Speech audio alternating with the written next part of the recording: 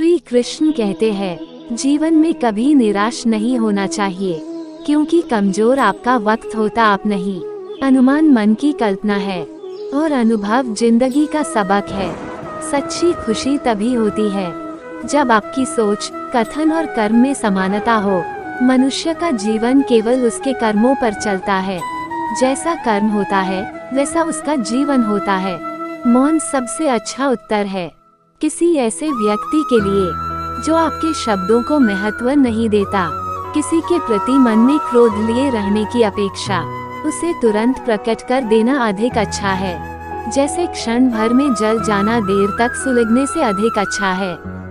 समय कभी नहीं रुकता। आज यदि बुरा चल रहा है तो कल अवश्य अच्छा आएगा। आप केवल निस्वार्थ भाव से कर्म कीजिए और वही आपके हाथ में है। कोई कुछ भी बोला, स्वनमा को शांत को रखो। धूप कितनी ही तेज हो, समुद्र सुखा नहीं करते। तुम उसके लिए शोक करते हो जो शोक करने के योग्य नहीं है, और फिर भी ज्ञान की बातें करते हो। बुद्धिमान व्यक्ति ना जीवित और ना ही मृत व्यक्ति के लिए शोक करते हैं। तुम अपनी पीड़ा के लिए संसार को दोष मत दो। अपने मन को समझाओ, तुम्हारे मन का परिवर्तन ही तुम्हारे दुखों का अंत है। सुख दुख का आना जाना सर्दी गर्मी के आने जाने के जैसा ही है, इसलिए इन्हें सहन करना सीखना ही उचित है। बुरा वक्त आपको जिंदगी के उन सच से सामना करवाता है जिनका आपने अपने अच्छे वक्त में कभी ख्याल भी नहीं किया होता है। जीवन ना कल में है ना आज में है, जीवन इस पल में है। इस पल का अनुभव ही जीवन है। हम दुनिया से कभी शांति नहीं पा सकते जब तक हम खुद अंदर से शांत ना हो।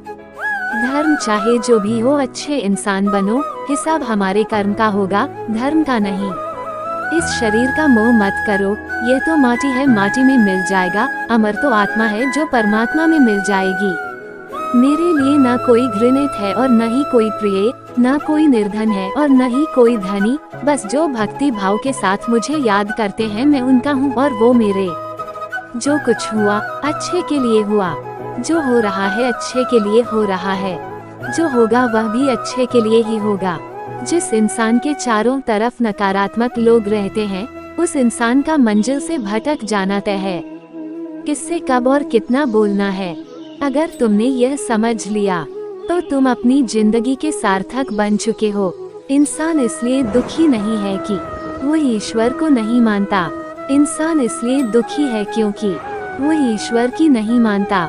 गति के लिए चरणों पर ध्यान देना आवश्यक है, किंतु प्रगति के लिए सदैव आचरण पर ही ध्यान देना चाहिए। समय आने पर सबको मिलता है।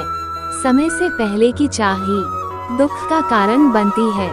मित्र शब्द को प्रथम उच्चारण करने वाला व्यक्ति मित्रता के लिए सबसे ज्यादा प्रतिबद्ध और समर्पित होना चाहिए। इंसान को उसके कर्म नहीं, कर्म के पीछे की इच्छाएं बांधे रखती हैं, क्योंकि इच्छाओं के कारण ही कर्म निर्मित होते हैं।